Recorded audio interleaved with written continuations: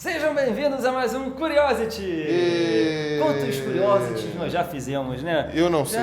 Mas já são muitos, né? Não aguento mais esse cara. Já somos uma família, né? Só se for você. Ah, vamos lá, Perula. Eu tô de preto, você tá de branco.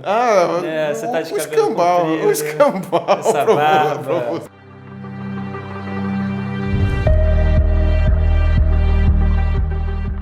Hoje nós iremos falar sobre o criacionismo maia. Tim Maia. Tim Maia. Então, Tim Maia nasceu em 1900. Na verdade, criacionismo maia-azteca. Por que maia-azteca? Tipo judaico-cristão. Porque, na verdade, é praticamente a mesma coisa, entende? Tá tudo ali, eles são vizinhos, tiveram muita influência um sobre o outro. Tipo assim, você falou um exemplo muito legal para mim ontem. Os maias estão para os astecas, mais ou menos como os gregos estão para os romanos, né? Os maias eram o núcleo cultural daquela região do México, enquanto que os astecas eram guerreiros, né? Eles tiveram o auge deles, um grande poder militar, e eles adotaram religiões vizinhas e folclores e coisas do tipo. É que nem Roma e Grécia, né? Agora não é mais Zeus, agora é Júpiter, sabe? Sim. Então, agora não é mais Hermes, é Mercúrio. Um dos deuses principais maias é o Gucumax, que para os astecas é o Quetzalcóatl, sabe? Os astecas que vieram depois fizeram um certo upgrade. Lembrando que os astecas são tipo a última das etnias dominantes daquela região lá antes da chegada dos espanhóis. Para te dar uma noção geográfica, vamos ver onde os maias moravam, onde eles habitavam. Né? Não, eu acho que ainda tem alguns lá. Algumas pessoas que falam a língua dos maias ainda. Tem algumas pessoas ali. Mantém a tradição, mantém. Ressuscitaram. Tentam ressuscitar. Isso. Mas o idioma aparentemente é parecido com o original. Vamos para a América Central, ali na região do México, ok? Mas no sul Guatemala. Sul do México, Guatemala, aquela região foi onde se encontrava o Império Maia, né? Foi um império muito grande. Desde 800 a.C. já tinha uns vestígios de início de Age of Empires, assim, os maias começando, bem primitivos. Pocotó, né? Aquela coisa. Pocotó. E o declínio deles foi em 900 depois de Cristo. Então, assim, por quase 2000 anos eles foram um grande império. Algumas centenas de anos depois nós tivemos os astecas como um novo grande império na região, mas ao norte do México, acima da civilização maia, não que os maias tenham sido mortos, exterminados. Do mesmo jeito que os gregos não foram todos extintos. Exatamente. Só deixou de ser tão importante. Deixaram de ser um grande império. E quando os astecas dominaram a parada, né, lá por volta de 1400 tiveram uma grande hegemonia, um grande império. Só que em 1500 chegaram os espanhóis e detonaram com tudo, né? Então, só para te dar uma noção histórica. Os astecas não duraram muito tempo no poder, né? Eles ficaram só 100 aninhos ali na... Estamos dominando 100 anos. Estamos sinistrão, estamos fodão. Aí chegam os espanhóis e ferra tudo. Tadinho nada, cara. Os astecas eram muito cruéis, eram extremamente sanguinários. Eram. No princípio... Havia o caos. Não. No princípio havia a calma, o silêncio e a imobilidade. O que é isso? Calma, silêncio e mobilidade. Olha, eu não sei, nunca ouvi falar. O que chama isso? Calma, silêncio e mobilidade? Sim, não havia nada, era um vazio. Então, curioso, porque era uma calmaria, era o nada, mas o nada não visto como caos. O nada visto como algo, nada, porém tranquilo, de boa, zen, meditando, né? Sim. Nada. E eis que surge o primeiro Deus, que não tem um papel muito importante. Ele só aparece lá para criar a segunda geração de deuses e some da história. Então também é mais ou menos que nem o zoroastrismo. Que aparece um deus inicial, pare lá o Arimã e o Mazda. Um deus inseguro. E aí que a história começa. Sim. E esse deus some do mapa. Ele apareceu só para... Coadjuvante. Não conseguiram pagar o cachê dele até o final da história, então ele só aparece no começo. Eu não gosto aqui, eu não sou pago para isso, eu vou trabalhar no Hollywood. Ele cruzou o muro do Trump, não tinha na época, né? Foi para Hollywood. Esse primeiro deus coadjuvante, digamos assim, ele era o primeiro, mas ele é mais coadjuvante dessa história. O nome dele era, preparado? Tonacatecutru. Tonacatecurutru. E o que eu disse? Tonacatecutru. E como é que é? Tonacatecurutru. Pegava, né? O primeiro Deus, ele separa o céu da terra. É a única coisa que ele faz. Ele separa o céu da terra e ele cria os 4 primeiros deuses, que simbolizavam os principais elementos, vento, água, né? E esses 4 deuses iniciais que aí sim vão dar origem para a porra toda. Quais eram esses 4 deuses? Esses 4 deuses simbolizavam o vento, a água, o sol e a fertilidade. Mas 2 deles tem um papel muito importante no criacionismo maia azteca, que é o Gucumatz, que para os aztecas era o Quetzalcoatl, que ele simbolizava as águas. E ele é muito estiloso, ele é uma serpente alada. E por que uma serpente alada simboliza água? Se é uma serpente, deveria simbolizar a terra. Se é alada, deveria simbolizar o vento. Mas é que serpente alada é muito legal. Não, é porque eu acho que eles estão fazendo, tipo assim, que nem fazem aqui no Brasil, assim. Você pega uma pessoa que é competente numa área e ela passa no concurso para outra, e aí, tipo, ela acaba ficando numa área que não tem nada a ver com o que ela sabe fazer. Ou foi uma indicação política. Então, sabe? Ela não sabe que eu precisava de apoio no Panteão dos Deuses, eu botei uma serpente alada. Mas esta é nitidamente um especialista no ar. Eu falei assim, sinto muito, sobrou a vaga na água. Ele é meu aliado. Mas o que ele entende, o que ele vai contribuir para a causa aquática, os peixes, né? Nada. Então, a serpente alada, ele é representado às vezes como uma forma humanoide, porém com vestes de uma serpente emplumada, e às vezes ele é realmente representado como uma serpente alada, né? Fique à vontade aí, do jeito que você quiser representá-lo. Eu acho muito legal uma serpente alada, porque se na religião cristã nós temos a serpente que ferra os planos de Deus, e Deus, como punição, fala que ela vai ter que rastejar pelo resto de sua vida, para a mitologia maia azteca, ele era o Deus principal, o Deus bom, o Deus diplomático, o Deus que fundou a humanidade. Quetzalcoatl, ele tinha um irmão, Tezcatlipoca. O Tezcatlipoca era o quê? Era o irmão mau. Era o Arimã. Era o Arimã. Tá. Era o irmão mau. No início ele não era mau, ele virou casaca. Isso que eu achei legal também, um deus virando casaca. Eu nunca vi um deus virar casaca. E ele era uma cobra também? Não, ele era... na verdade, ele tinha várias formas. Ele era representado pelos maias aztecas como uma caveira azulada, feita em ladrilho, uma caveira construída em ladrilho, azulada, com olhos esbugalhados. É assustadora essa imagem dessa caveira que eles construíram, porque ele representava a feitiçaria, a tempestade, ele era meio malvadão, mas sacrifícios eram feitos em nome dele para saciar ele e não trazer problemas para aquela civilização. Mas ele teve um papel muito importante nisso, porque no início existia uma grande besta junto com os 4 deuses. Só existia terra e céu separados. 4 deuses e uma besta maligna. Ponto. Uma besta maligna. Sim. Tá. Não é uma besta quadrada? Não. Tá. Olha, curiosamente se tornará. Eu vou chegar lá. Essa besta maligna era um monstro mitológico que atrapalhava os deuses, eles tentavam criar coisa, o monstro comia. Então, cara, vamos matar esse bicho, sabe? Porque tá foda morar com esse bicho, né? Ele não dá descarga, fica... Aperta a pasta de dente pelo meio. Fica xixi no chão. Então, assim, não tá dando morar com esse bicho, vamos matar ele.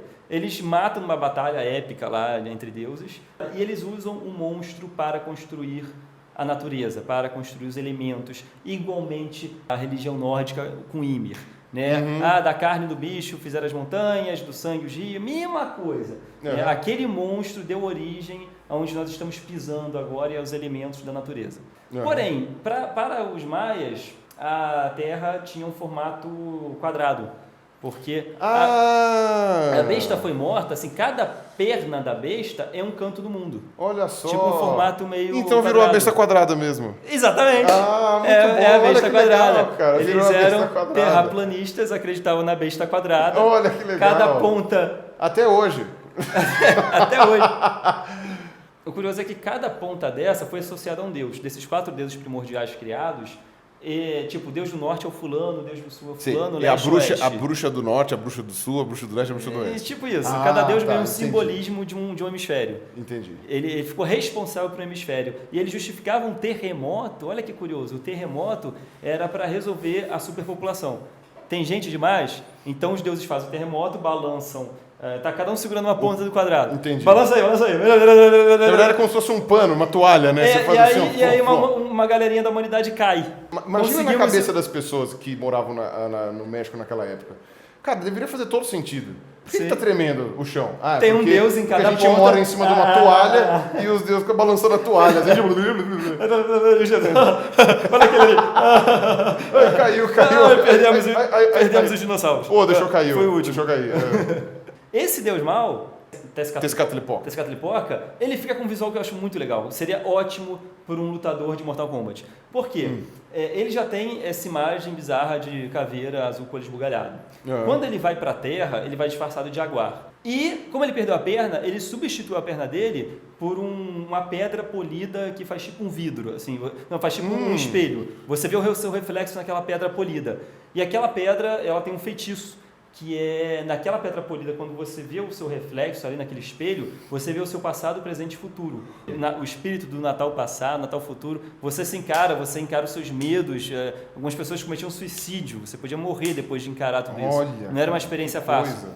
Uma vez que você tem os ingredientes principais para criar o seu planetinha, nós temos separação de céu e terra, nós temos natureza, elementos, deuses, simbolizando cada elemento também. O que falta agora?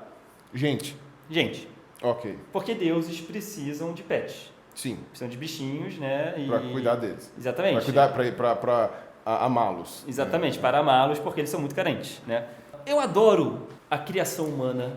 Eu Maia. adoro a criação humana. É do caralho. Porque ela é muito criativa. E ela expõe a dificuldade de um Deus. Ela expõe a tentativa e erro. Ele só acertou na 4ª tentativa. É um Deus humilde. Ele assumiu isso no livrinho dele. É claro que a primeira vez que você faz uma coisa nunca fica legal.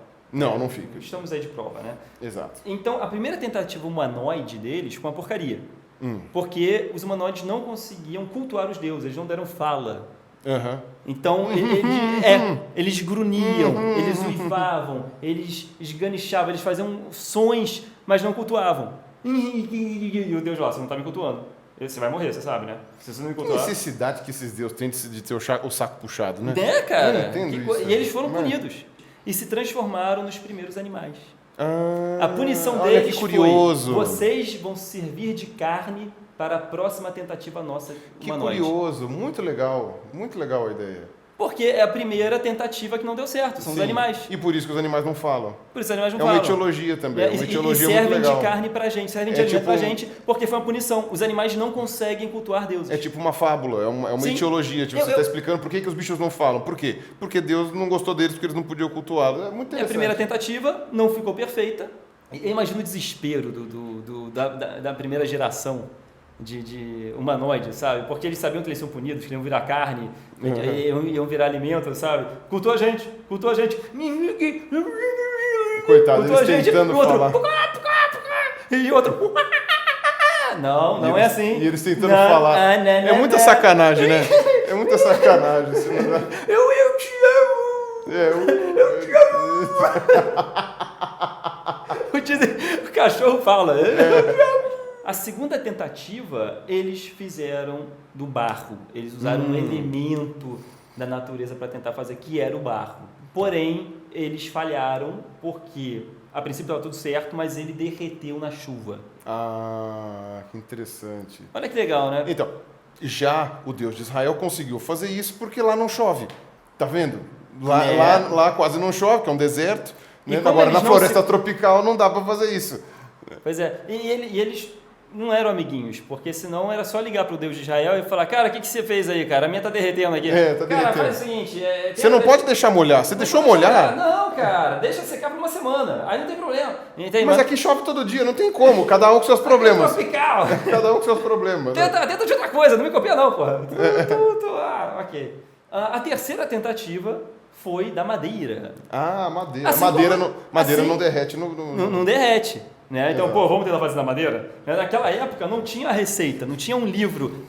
Não tinha YouTube para você pegar. Não tinha YouTube para aparecer um YouTube celestial, um Deus assim, né? Oi, eu sou o Deus da galáxia de Orion. E hoje você vai aprender a fazer um humano fácil em 3 etapas, ok? Mexendo na receita, bote melanina. Esse tempero você pode criar várias colorações diferentes, a gosto. Os nórdicos tentaram da madeira. Sim. Olha que legal. Eles tentaram que nem os cristãos, não conseguiram. Mas da madeira deu certo para os nórdicos? Não deu? Não, para os nórdicos deu. Para os nórdicos deu. Então aí também, liga pro Odin lá. Odin, me ajuda aqui. Já tentou da madeira? Estou tentando aqui, mas não está funcionando. Por que não está funcionando? Comigo deu certo.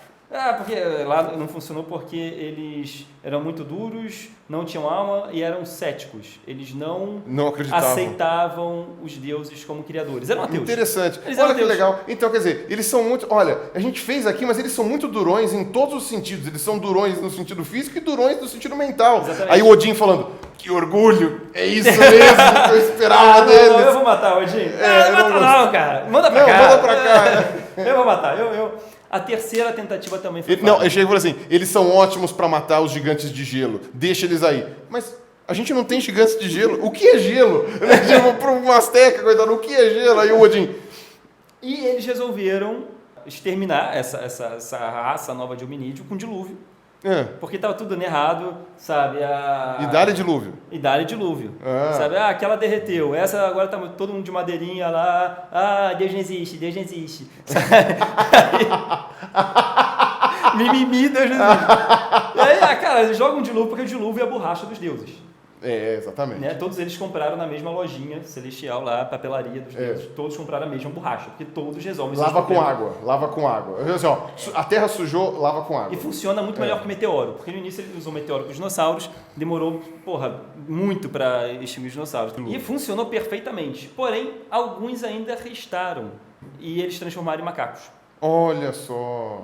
Por isso que eles vivem nas árvores. Que virou macaco. Olha que curioso isso. Olha, que interessante. Então quer dizer que na religião deles o macaco vem do homem, não o macaco vem do homem. Olha que legal. Então macacos são ateus. Olha. Você já viu algum macaco acreditando? É que ele tenta falar, o macaco fica... Tipo, Deus não existe, seu idiota. Ele fica... Mas a gente não percebe isso.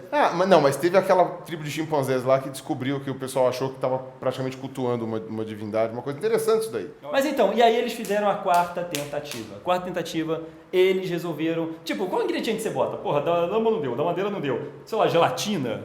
Entende? É tentativa e erro. Do chocolate. Chocolate, sei lá, bota alguma coisa nessa receita. E aí eles vamos botar milho. Botaram milho. O milho era o arroz e feijão maia. É verdade. Era o alimento, era a base da alimentação deles e funcionou absurdamente. Nossa, seria um péssimo maia. Nossa Senhora. Eu tenho dúvidas, porque era um país tropical. Será que eles viraram pipocas depois de 40 graus, assim? Bom, os mais... o Tescatlipoca virava Tescapipoca. O Ezepirula, amigos de montão, você vai se divertir com sua mais piada. O Ezepirula. Porém, olha que legal, os astecas vieram depois dos maias. Sim. Os astecas pegaram a religião maia como base religiosa. Porém, se os maias eram a quarta geração humanoide perfeita, nós não somos os maias. Logo, precisamos fazer um upgrade. Nós somos a quinta geração. Olha, cara, eles fizeram um upgrade na mitologia, exatamente. Eles se consagravam como a raça perfeita acima dos maias. Nós somos a raça perfeita. Se eles eram a quarta, logo nós somos a quinta. E aí, essa quinta era feita do quê? Aí eles inventaram uma lenda para justificar essa quinta. Para eles, a quarta não deu certo. Para eles, a quarta não deu certo porque os deuses esqueceram de colocar reprodução nos humanoides da quarta tentativa. Eles não tinham aparelho reprodutor. Ué! E aí, eles diziam que os maias não tinham pinto? Aí os deuses falaram assim, tá tudo legal, eles são legais, perfeitos. Aí cresceu, morreu todo mundo e não teve mais geração seguinte. É uma maneira de explicar por que a civilização maia, sei lá... Se extinguiu, diminuiu de força, simbolicamente, né? Porque eles falaram que pela falta de reprodução... E também é um jeito de sacanear o pinto pequeno dos maias que sobreviveram, talvez.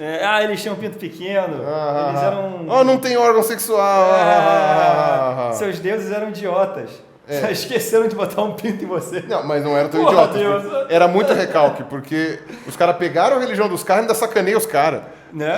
E ainda sacaneia.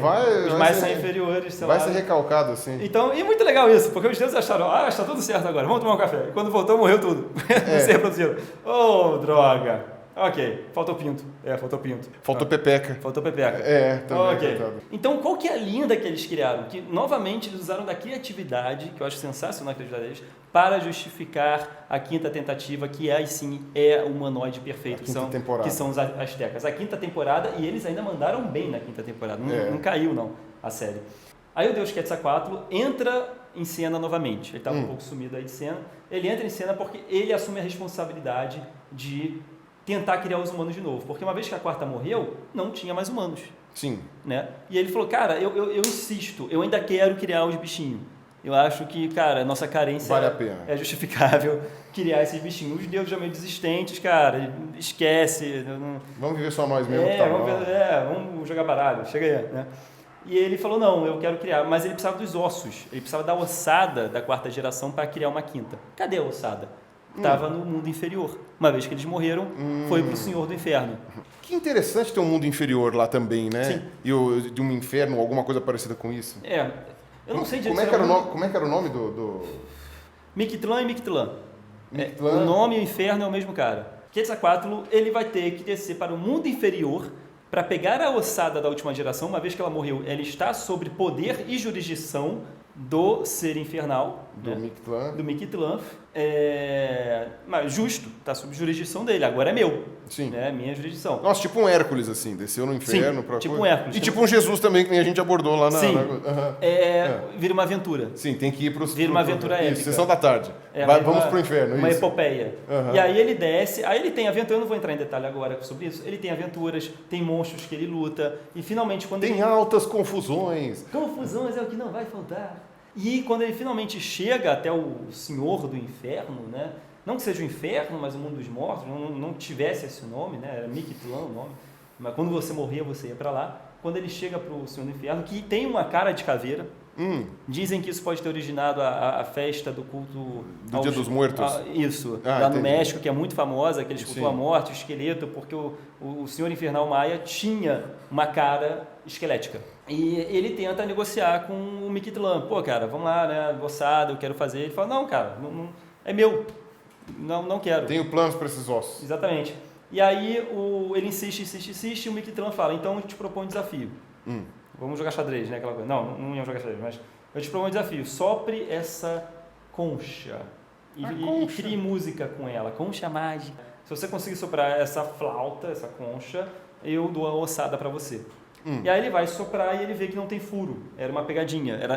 Foi de propósito para ele perder. Porém, ele era um deus. O Quetzalcoatl era um deus e ele convocou bichos que estavam ali no mundo inferior, tipo vermes. Os vermes fizeram buracos na concha e abelhas entraram na concha e emitiram som. E aí ele começou a tocar a concha lá e o Mictlã ficou, puta, eu vou ter que dar essa ossada pra ele, droga. Né? Tipo, que merda, né? Ele conseguiu passar pelo desafio que eu propus pra ele. Desafio do vivo ou morto. Exatamente. Nossa, que desafio. E aí ele teve que dar a ossada pro Quetzalcoatl, que voltou feliz para a Terra dos Vivos. Porém, quando ele estava voltando, o Mictlã falou, isso não vai ficar por aqui não, cara. Eu vou te ferrar. Ele ficou com um orgulho ferido. E aí ele meio que criou um abismo, assim, ele criou um buraco para o Quetzalcoatl cair nesse buraco. E ele jogou codornas para distrair o Quetzalcoatl. Muito bom. Para distraí-lo, para ele cair no buraco. Olha que curioso. Por que codornas, entende? E realmente, as codornas fizeram um bom trabalho, distraíram ele caiu no poço. A ossada se espalhou toda, as codornas começaram a bicar a ossada, e aí ele ficou, ai meu Deus, tentando juntar, minha vida. Ai meu Deus não, é meu eu, né? É meu eu. Ele começou a juntar as ossadas e as codornas bicando, aquela confusão toda, juntou e conseguiu voltar para o mundo dos vivos. E aí ele gerou, ele moeu essa ossada e misturou com o sangue dele. Cortou, misturou com sangue, ou seja... Para dar liga. Para dar liga, exatamente. Os ossos moídos da quarta geração, mais o sangue dele, deu origem à quinta geração, que os astecas dizem pertencer. Nós somos a quinta geração. Olha só, sangue moído com somos sangue. Descendentes... Não, é osso moído com sangue. Isso, osso moído com sangue. Somos descendentes de Quetzalcoatl. Muito melhor do que esses descendentes de milho. Os humanoides saíram um pouco defeituosos, porque como as codornas bicaram as ossadas, é por isso que nós temos tamanhos diferentes, é por isso que nós somos perfeitos em fisionomia, em tamanho, em cada um diferente do outro. Olha, eles estavam tentando explicar a diversidade humana. A diversidade humana por causa das codornas que bicaram tudo e ficou meio defeituoso lá o negócio e aí causou essa diversidade. E por isso que a gente morre também. Uma vez que nós somos feitos do sangue de um Deus, nós temos uma dívida eterna. Com esse Deus. Com esse Deus. Nós devemos, em gratidão, devolver esse sangue para ele, com sacrifícios. Isso justifica o sacrifício asteca. Nós somos feitos do sangue de um Deus. Nós temos uma dívida com esse Deus. Eu preciso sacrificar alguém em homenagem a esse Deus, ao nosso sangue, toma aí também, dívida histórica. E tem aquelas imagens que os espanhóis relataram lá, de tipo pilhas e pilhas de corpos em alguns rituais astecas, que eles matavam gente para chuchu. Sim, isso eram rituais religiosos, porém não que fosse uma coisa maligna. Para a gente aquilo é maligno, mas para ele era o que havia de mais importante para agradecer a um Deus, era uma oferenda. Então todo mundo, cara, que bom que aquele cara está sendo sacrificado, que bom que fulano se candidatou para ser sacrificado. As pessoas se candidatavam, né? E agora quem vai ser sacrificado? Eu. Ou era prisioneiro de guerra, ou sim, era um cara que se candidatava. Ele tinha uma fé tão grande, tipo, eu vou pro paraíso, eu vou ter uma nuvenzinha maior, entende? Mas eu fiquei sabendo que também eles eram muito bem tratados uma semana antes. É possível. Né? É possível. Uma semana antes do sacrifício, eles ganhavam tudo que eles queriam a vida inteira. Crianças também eram sacrificadas, era encontrada muitas crianças também. Lavagem cerebral, né? Assim, eu vou para um lugar melhor, eu vou, né? Ou não, tipo, vem aqui contra a sua vontade. Ou uma criança de uma outra tribo inimiga. Exatamente. Né? E isso fazia o cosmo funcionar. O sangue era a engrenagem, digamos assim, falando do cosmo. Para o universo estar em perfeição com os deuses, tudo está funcionando, é necessário sacrifícios. Ok, como nós sabemos disso tudo? Né? Da mesma maneira que nós temos livros sagrados das religiões, nós temos a Bíblia, nós temos Torá, nós temos Alcorão, nós temos o Zen de Avesta, Edas Poéticas para os nórdicos, o livro dos Mormons para os Mormons, né? Por que não? E nós temos o Popol Vuh para os maias. Uma coletânea, na verdade, né? É uma coletânea que um frei espanhol traduziu. Há muita controvérsia e polêmica, porque nós só temos hoje essa tradução. Né? Não é que o frei queria registrar a diversidade daquele povo, manter a cultura daquele povo. Ele queria entender os seus deuses para poder catequizá-los. Você tem que saber que quando você for ler o Popol Vuh, foi escrito por uma pessoa que queria evangelizar aquele povo. Queria destruir a religião deles. Exatamente. Então pode ter certas distorções. Um Deus pode ter uma conotação demoníaca porque aquele frei achou que se ele tinha ligação a coisas sexuais era demoníaco. E talvez todas essas aproximações de dilúvio, inferno, todas essas coisas aí podem ter sido influência desse frei aí. Pode ser que não fosse realmente o que estava dito nas lendas. A civilização maia e asteca, se for juntar as duas, tiveram mais de 2.000 anos de cultura.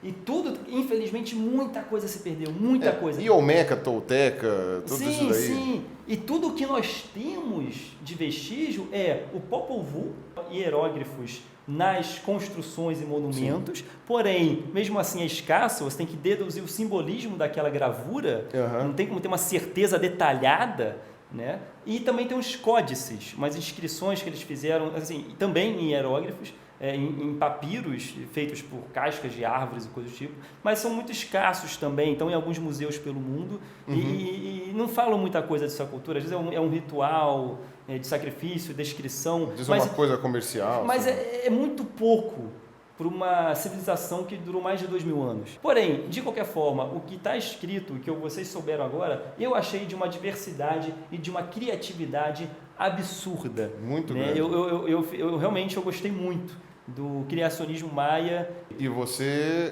está encantado? Eu estou encantado. Então, agora, a partir de agora, você é um seguidor do Quetzalcóatl? Não, A partir de agora. E o batatismo vai perdendo seu mais ilustre fundador. Oi? Você mudou da batata para pipoca. Não, peraí. Você mudou da batata para o milho. Eu posso me explicar. Muito bom. Vocês não estão entendendo. Espera para eles saberem isso daí, para o pessoal saber. Batata, eu te amo, batata. Né? Batatinha quando nasce, esparrama pelo chão. O meu amor por você é grande de montão. Que beleza! Que beleza apreciar a natureza. Não perca tempo. Leia Universo em Desencanto.